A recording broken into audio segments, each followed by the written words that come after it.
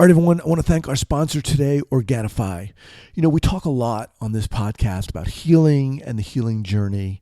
Well, an integral part of that are the foods and the drinks that we consume. I know you know this.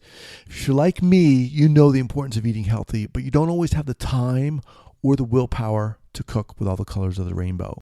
Organifi's superfood blends make it easy and enjoyable to add more variety and nutrition to your day.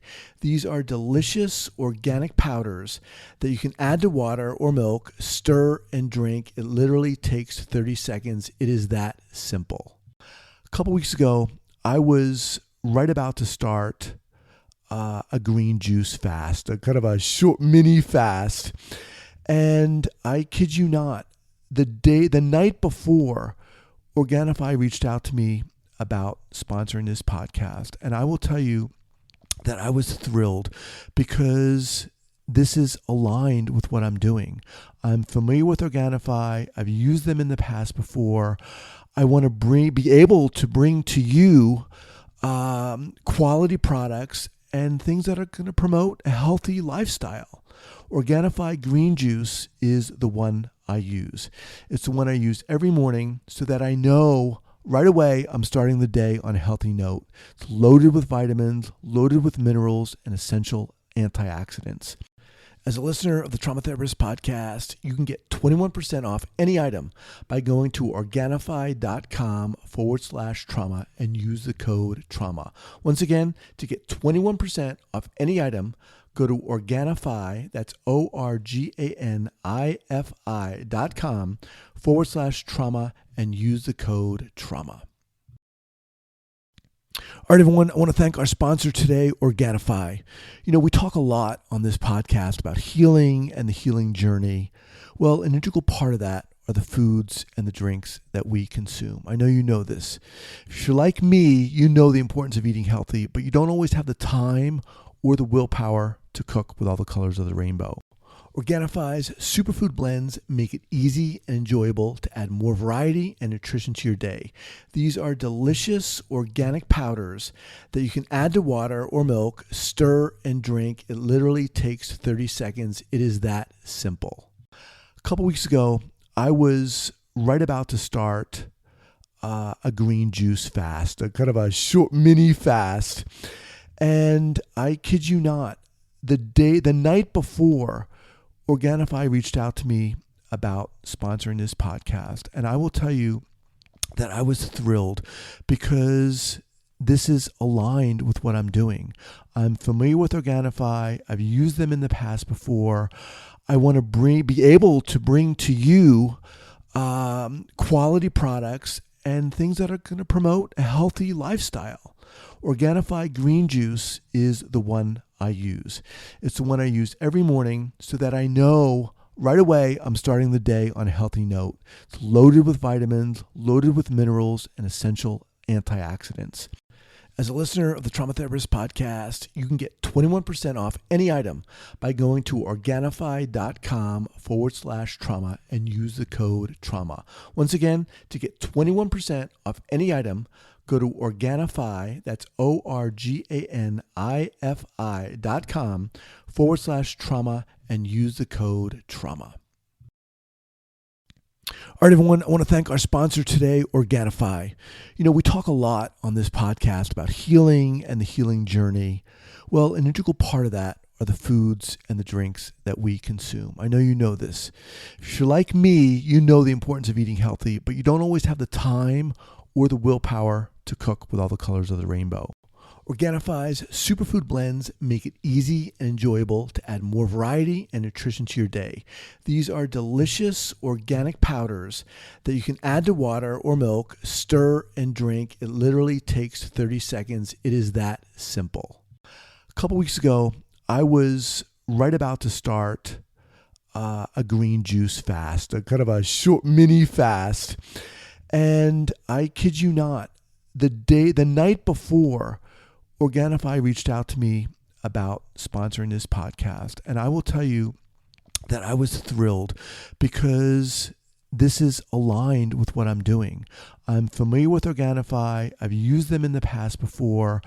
I want to be able to bring to you quality products, and things that are going to promote a healthy lifestyle. Organifi green juice is the one I use. It's the one I use every morning so that I know right away I'm starting the day on a healthy note. It's loaded with vitamins, loaded with minerals, and essential antioxidants. As a listener of the Trauma Therapist podcast, you can get 21% off any item by going to Organifi.com/trauma and use the code trauma. Once again, to get 21% off any item, go to Organifi, that's Organifi.com/trauma and use the code trauma. Trauma Therapist Podcast, episode 524.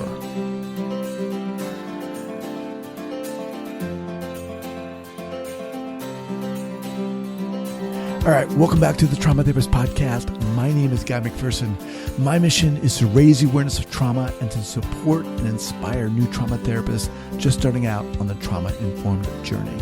I do that with my membership community, Trauma Therapist 2.0, my online courses and workshops, and the Trauma Therapist newsletter. If you're a therapist of any kind and you work with individuals who've been impacted by trauma, I invite you to head on over to my website at thetraumatherapistproject.com. That's thetraumatherapistproject.com. All right, let's get started. Are you ready to do this? Let's do it. Okay, so 5, 4, 3, 2, and 1. All right, folks, welcome back to the Trauma Therapist Podcast. I am very excited to have as my guest today, Dr. Kari Gleiser. Kari, welcome. Thank you. It's great to be here. All right, so Kari is a clinical psychologist in Hanover, New Hampshire, specializing in the treatment of complex trauma and dissociative disorders. She's a senior faculty member at the AEDP Institute, that stands for Accelerated Experiential Dynamic Psychotherapy, and co-director of the Center for Integrative Health. Kari has developed a relational model that incorporates AEDP into work with dissociative disorders and dissociative parts of the self called Intra-relational AEDP. And as well, you are an ultra runner. How cool is that? Well, let's forget everything else. How long have you been doing that? I've been doing that for about 6 years. Wow. Wow. All right. We'll get into that. Wonderful. First off, share with our listeners where you're from originally and where you're calling from now. So I'm calling from Hanover, New Hampshire, which is a little college town nestled in the mountains, with lots of great trails, lots of great rivers, beautiful outdoors. Kind of, I wouldn't call them untouched swaths of wilderness, but you can definitely get out on some trails and not see another human being for long periods of time. So that feels pretty wild to me. Cool. And the question of where I'm from, I never really know how to answer that because I grew up kind of all up and down the East Coast and ultimately landed in New Jersey, but that never felt like home to me. So I kind of end up feeling like I'm a citizen of the world. Cool. You know, I was in Hanover, New Hampshire. I did a wilderness first aid course there.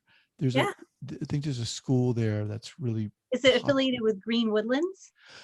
I don't know if that's a beautiful expanse of running trails and cross-country ski trails. But it was a pretty crazy place. It was in the winter too, so it was cool. Anyway, even more challenging. So let's start out here. How did you get into this field and this specialization? Yeah, that's an interesting story. So I was actually a Dartmouth student. So I've been here for like forever. Dartmouth is the college in Hanover. But I was originally a creative writing major specializing in poetry. And in my senior year, I took a class called Trauma and Prose Fiction in the Comp Lit department.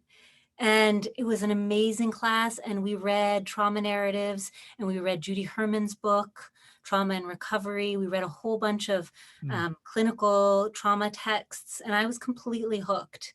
You know, I think I come from a family where there's a lot of intergenerational transmission of trauma that has never been healed. And so I think it also resonated for me on that level. And I was like, this is my calling. What resonated with you specifically about that? That's a good question. I think it was something about pulling from being in intense conversation with myself and my many selves as a poet. You know, I was along this trajectory where I really thought I was going to be a writer and write poetry. And that is a series of intense conversations and worlds and dimensions inside the self. And ultimately, I think that would have driven me a little crazy. I mean, I have a tendency to kind of dive deep into things, and I think I would have dove too deep into myself and not landed in a good place. So it was kind of a new pathway where I got to get out of myself, but still engage in intense dialogue, intense relationship. And, it took me a few more years when I was in a PhD program at BU to encounter Diana Fosha and AEDP. And then that was my landing place. I felt like, okay, this is my clinical home. This is what I feel like I'm meant to do on this earth. It's what I want to help other people move into these realms of intense interconnection with emotion and with other, and just following the glimmers of resiliency and following the glimmers of true self. And I love that. so a The way you lot put lit that. up. So you're at Dartmouth, you get into this course. How did things unfold such that you're like, okay, I want to switch paths here? Yeah, I ended up going to Rome, Italy, actually, because that's my other one of my other selves is just a world wanderer. I love to travel and I love to just wander and explore. So the year after college found me in Rome, Italy on a Rotary fellowship, and I studied psychology there. And it was a wild leap, right? It was kind of a blind leap of faith, like close your eyes, jump out over the abyss and hope you land on the other side in clinical psychology. Because I had only taken Psych 101 as a Dartmouth student. I had not taken any core psychology classes. I hadn't done core GREs. And I was like, this is where I have to go. And I'm just going to make a blind leap of faith.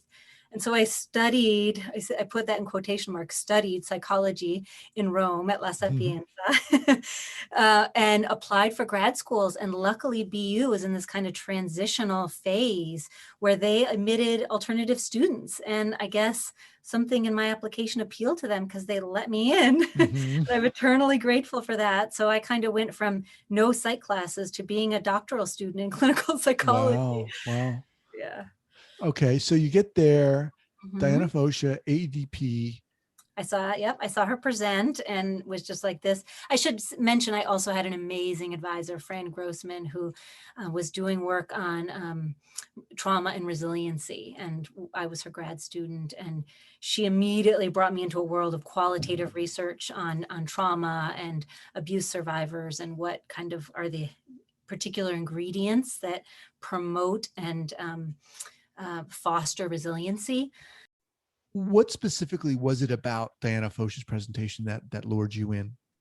So she showed this amazing piece of work. Well, I should say she and we in AEDP teach by using videotapes of actual clinical sessions. So you really get in the experience immediately.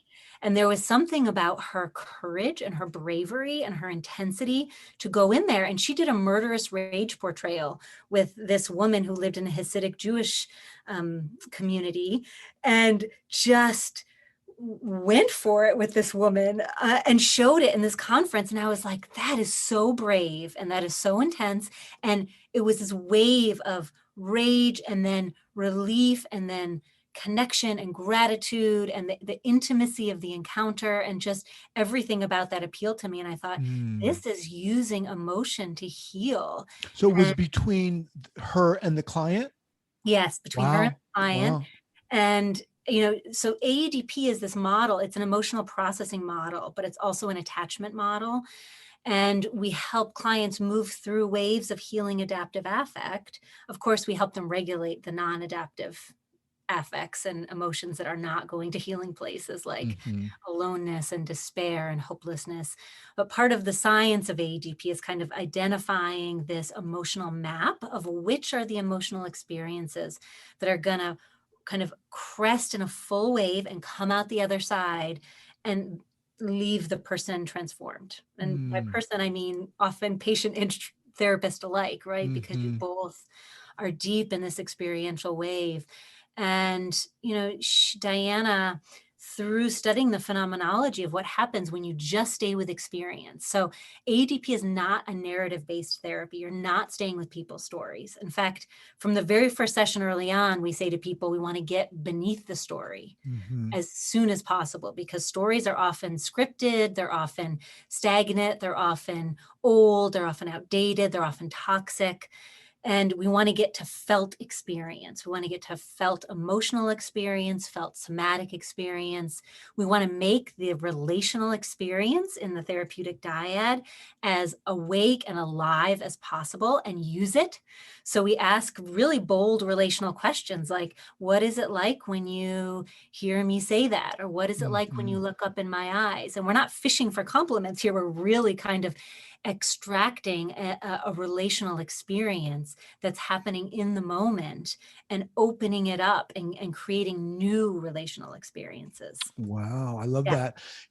When you talked about your experience with writing, I wrote fiction for a long time, Mm-hmm. and I moved from that into, I had a particular experience that kind of jettisoned me into wanting to help people who've been traumatized. So, Mm-hmm. but that there is for me, the correlation was, and this kind of gets to what you're talking about right now, is I was writing a lot about what I actually needed to do and to get Yes. into and to experience. So this kind of in the moment, right now, experiential aspect is really intriguing to me. And I think it's so crucial.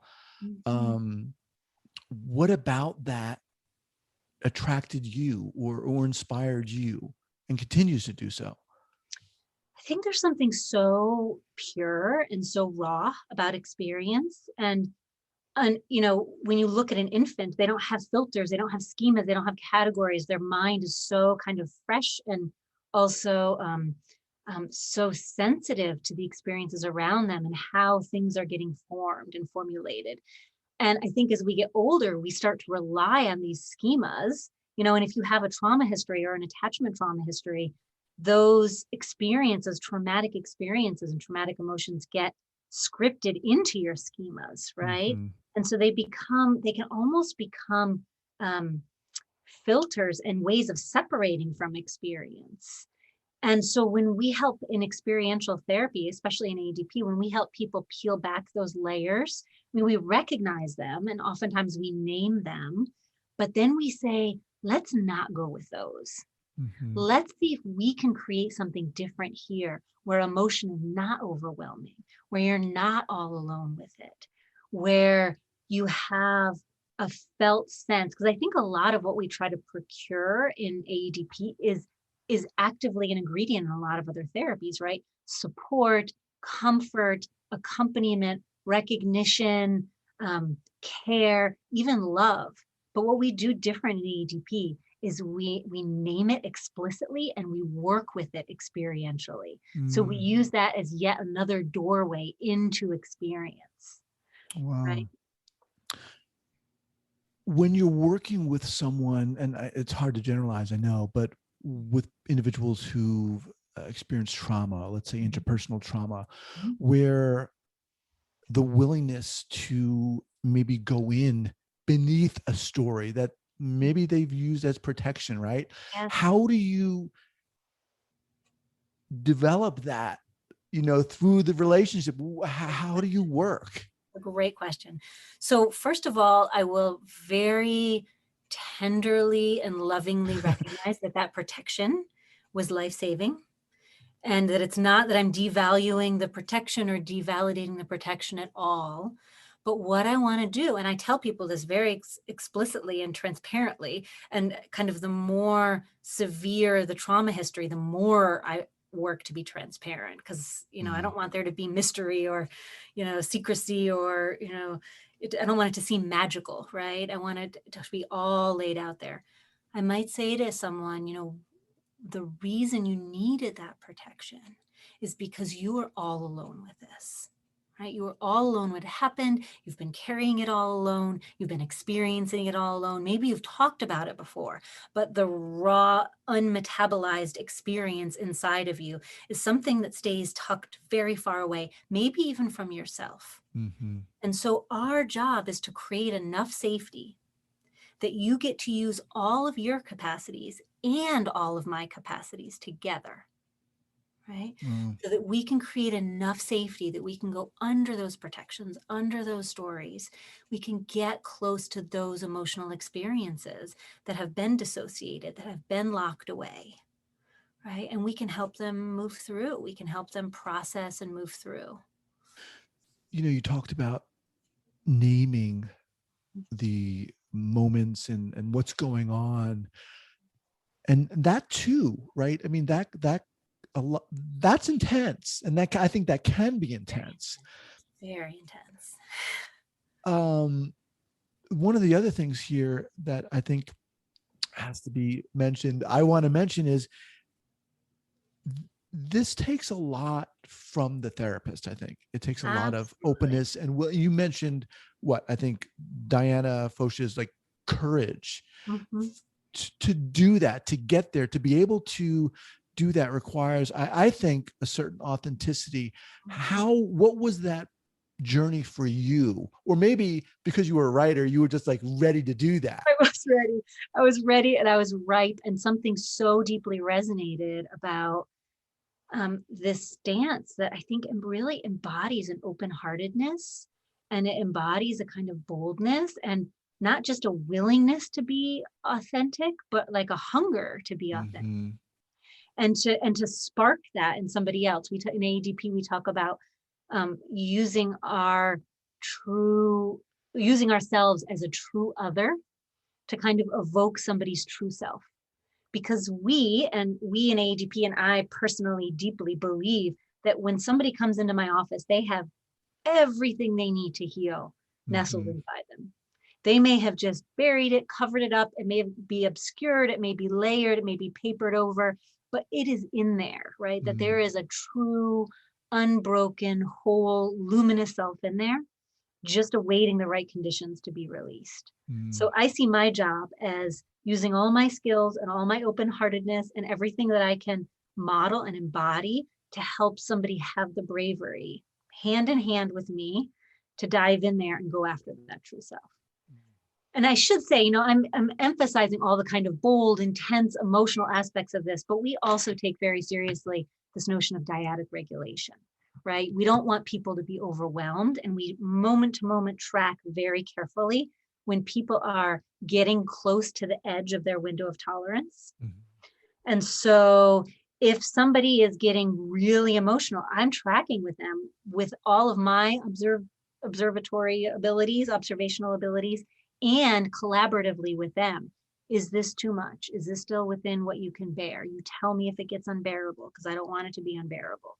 We're watching to make sure people don't tip over into flashback or panic or overwhelmed, that they're not dissociating. And if they do, we switch gears, and we go to regulation. We use the relationship not only to build bravery, but also to ground and regulate, similar to what parents do in an attachment relationship. Dyadic regulation is a very crucial part of good parenting, and it's a very crucial part of good therapizing. All right. I don't know if you follow me on Instagram or not, but when I do interviews, I usually do 2 interviews a week. I conduct 2 interviews a week. And usually I get so excited. I get so pumped up after these interviews because I get to talk to incredible people. And what I usually do is I go on Instagram and I talk about it. I want to share that excitement. Usually there's about a 2-month turnaround on my podcast, which means that they don't go live for a couple of months. And I have a problem with that because I want to share it. I get so excited about these things. So what I've done is I've created a membership called Trauma Therapist Plus, and it allows people for $5 a month to access these episodes about 2 months before they get published to the public. And you can also listen ad-free, which is really cool. So if you're interested in that, if you're interested in listening to episodes before they get released to the general public and also listening ad-free, check it out. You can access it by going to Apple Podcasts and just clicking on any of the episodes that has a plus, Plus, before it. It's exciting. I'm excited about it, and you'll also help support the podcast. Thank you so much for being a listener. I really appreciate it. Take care. Yeah, let me just kind of reintroduce you here. I'm speaking with Dr. Kari Gleiser, senior faculty at AEDP. And I know a lot of people are listening to this and going, oh my God, I got to study this. Seriously. Yeah. A lot of people get lit up by this, and they feel like, I mean, people describe coming when they feel a calling to AEDP, they describe it as a feeling of coming home. Yeah. I'm not surprised. So what do you specifically do? Do you guys offer courses or online trainings? Yeah. What? Absolutely. People that are feeling that little spark right now can go to the AEDP Institute, just www.aedpinstitute.com. I think it's org. I always get it confused if it's .org or .com. At some point we had both, and I can't remember which one, but you'll see it's .org, AEDP.org. Okay. Yep. And we have all our courses. The introductory course is called the Immersion course, and it's a 5-day course, usually taught by Diana herself. So you get kind of direct access to the inspiring founder of the Institute. I think some of the courses are starting to be taught by other of our faculty who are, equally gifted and lit up by this work. So. Okay. And I'll have that linked up at the show notes page here at the traumatherapistpodcast.com. A couple things. So you'd mentioned, or I had mentioned, that you were an ultra runner. Yes. And I want to talk about that. But before I do, I want to ask you about kind of an early clinical error. Sure. Your one clinical error when you were just starting out?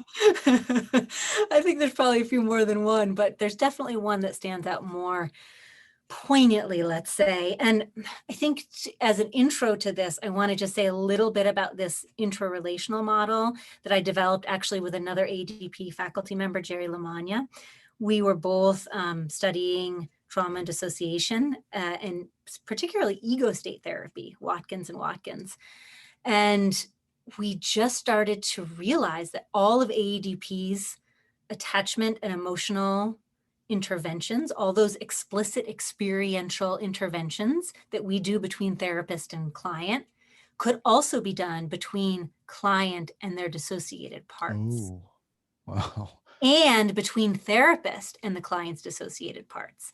And I know that's kind of controversial, actually, in the dissociation world. A lot of people, a lot of dissociation experts and therapists say, don't get too close to the dissociated parts. Stay with the adult client, the resource client, the host, and to use the old, NPD language, and have them talk to the parts. You really always want to go through them.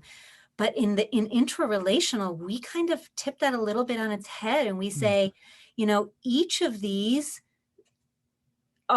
three kind of avenues are different attachment relationships, right? So I can have a attachment relationship. Let's pretend for a moment that you're my patient with Guy, my adult patient. And I can also I do have, whether I like it or not, whether I acknowledge it or not, I have a relationship with all of your dissociated parts, right? So little boy parts, critical parts, all those parts are in you. And so they're in the therapy room. And if I say, nope, I'm not gonna work with them because that's gonna endanger, you to be too dependent on me, or it's gonna weaken you somehow, then essentially I'm saying, nope, I'm giving those parts the hand. I will only talk to you and go through you to get to those parts. And in interrelational, we say, okay, there are risks. I'm not saying there are not risks, especially for certain, patients who really are looking for rescue or they feel like the strength is in the therapist, not in themselves, right? That there are real risks. So you have to do it mindfully and intentionally and carefully. But in interrelational theory and interventions, we say you kind of got to do it. You know, you gotta have secure attachment with your patient, with your patient's parts, and build secure attachment inside between the patient and their parts. You can't neglect anyone. I'm kind of making a triangle with my hands because we draw that in interrelational theory and interventions. Like there's an upside down triangle with a point pointing downward, and the therapist is at the point, right? And at one corner is the patient, and at one corner is a dissociated part. And I've written about this as prisms, right? Because there are many parts of the patient and many parts of the therapist, all in relationship, but we need to simplify it, right? To just be able to imagine it. And each of the sides of the triangle represents a relational field and an attachment relationship. So I have an attachment relationship with my patient and with their dissociated part, and they have an attachment relationship with that dissociated part. And so we craft in interrelational AEDP, we craft experiential attachment interventions on all three of those sides of the triangle, amongst all three of those dyads. And sometimes we skip around a little. So here's a good example. The other day I was having a session with a patient, and then I'm going to get to my mistake because this was all entry kind of lead up to that. I was having a session with a woman that I have treated for quite a long time in therapy. She has a dissociative disorder, not full-blown DID, but pretty far along the DDNOS spectrum. And we were working with this teenage part of her that had been raped multiple times. And she was talking about how alone she was all through adolescence. And I was trying to get her to make contact with that part. Can you feel that part? What does she need from you? What would you like to say to her? And nothing was really working. I couldn't really quite get that pathway going there, right? And she mentioned she has a little boy. She mentioned something about, on a side story, about how she soothes and regulates her son by going forehead to forehead with him. They just go forehead to forehead. And I said to her, what if you were to take that beautiful connecting gesture and go forehead to forehead with this teenage you, right? She burst into tears, right? And she did it and she felt it, right? So that's that top of the triangle. She made deep contact with that dissociated part of herself. And she's crying, and she's crying so hard that she's getting a little bit dysregulated. And so I said to her, can you look up at me and can we go forehead to forehead? And she, another wave of just dissolving right into like, oh my God, this is what that part needed. And this is what I need, right? And in some cases, if she hadn't been able to go forehead to forehead with that part of her, I might have suggested, would it be okay for me to do that? So I'm not afraid to get in there with the parts when somebody has already shown that they're not capable of doing it yet themselves. And that yet is really important, right? Because we're modeling through the work. We're modeling capacity, we're modeling regulation, we're modeling emotional processing, and when you can do it in a kind of balanced way, I talk about equilibrium on each side of the triangle. You have to do it mindfully, intentionally, and with equilibrium in mind, because I think my personal theory is that a lot of reenactments and a lot of kind of therapist dead or therapeutic dyad kind of dead ends or impasses come from an imbalance in this triangle. We put too much, we're demanding too much of that relationship between patient and dissociated part, or we're doing too much with the dissociated part, or we're not doing enough with the dissociated part, right? That there's some weakness in that triangle. And just to switch metaphors, like if you had a 3-pronged stool and one of those legs was weak, the stool would topple, right? So I think the triangle can topple if there isn't equilibrium when you're doing that kind of work. Wow.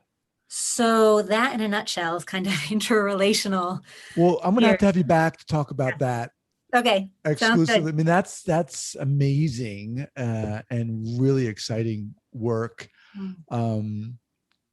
So let's share with us kind of the opposite end of that continuum in a sense. Yes, the mistake or error. Yes. So this was pretty early on in my career, before I had kind of really conceptualize this interrelational work and triangle as a balance and an equilibrium.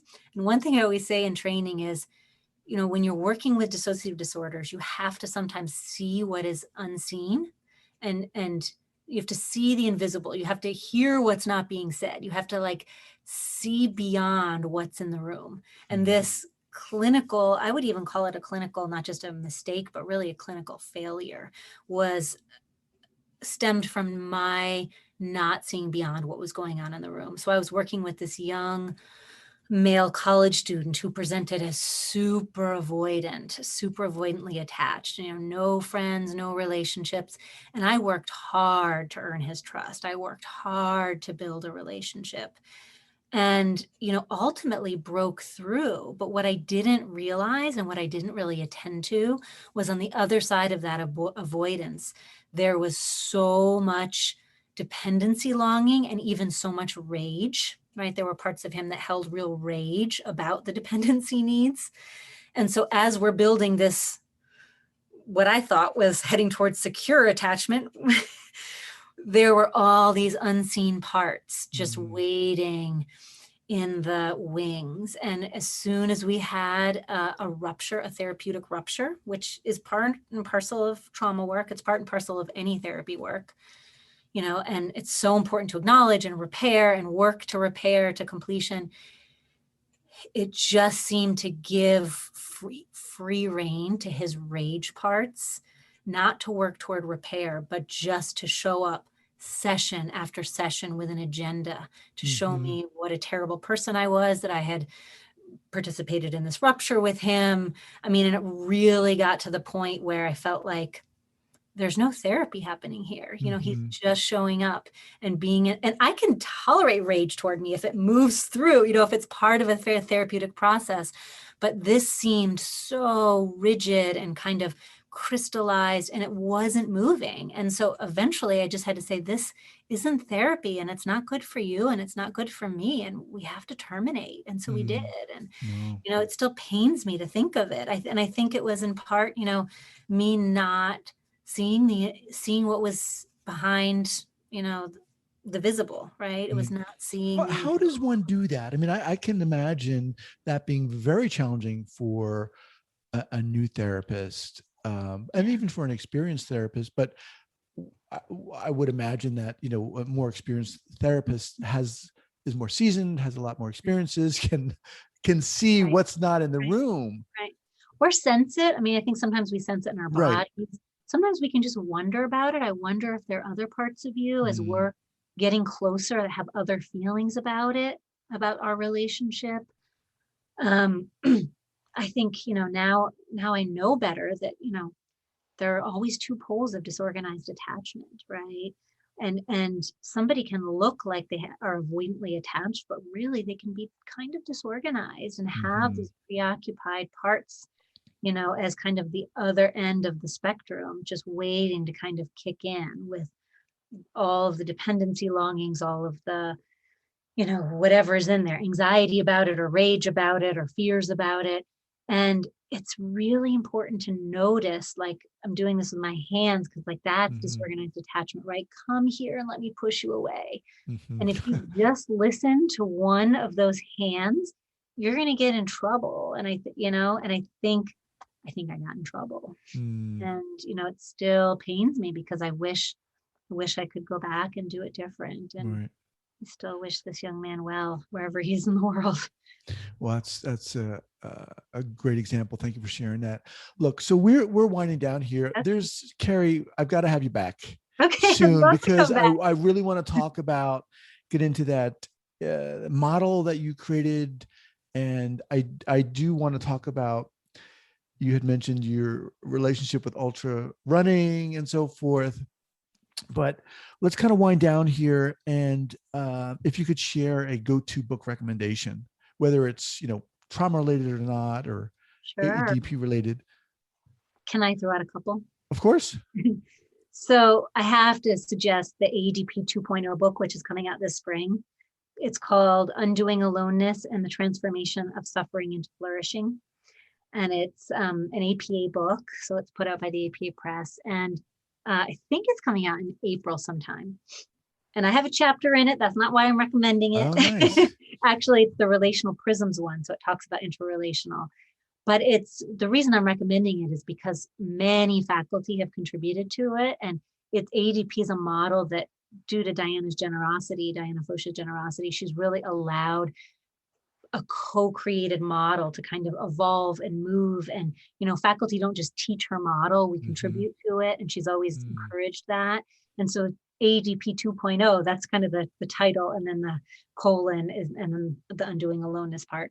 And the 2.0 is like the next evolution, right? It's what AEDP has become. So it's a deep dive into all the wonders and and details of AEDP. The other one that I would recommend that I read last year and just loved, and I should probably do a little trigger warning on this one because it does have pretty explicit descriptions of trauma in it for people who are really sensitive to that, is Educated by Tara Westover. Oh, yeah. Okay. It's I think the best autobiography of trauma that I've read. Wow. She just gets into the nuances of what it's like to live with fear, with resiliency, with escape. I mean, she's such a good writer. And I just was on the edge of my seat reading that. I usually don't read trauma autobiographies or, trauma kind of fiction anymore, because I get so much of that during the day that I just want to kind of escape into other stuff. But I couldn't resist, and I'm really glad I didn't. And then the last thing, because I was a poet and am in some ways still a poet and love poetry, and actually talk about experiential experiences. Whenever I read poetry, I cry. So it just immediately, even if it's not a sad poem, it goes immediately to my limbic system and unlocks emotion, and I get moved. And so I'm rereading Walt Whitman's Song of Myself right now. And I would love to recommend that people take a look at that. I mean, any poet that can write, I contain multitudes, is like, right, it's ready for hearts and dissociation and mysticism. He's like an amazing mystic. So I think, it's a beautiful poem for experience work. 3 books. Awesome. The AEDP 2.0, is that out yet, or is that coming out, forthcoming? You can pre-order it on Amazon. Okay. And Educated by Tara Westover and Song of Myself by Walt Whitman. We'll have those linked up. Wow. Thank you so much for taking the time to do this. And so fun. Yeah, and I'd love to have you back, and we'll be in touch. Okay, sounds good. All right. Thanks so much. Take care. Bye-bye.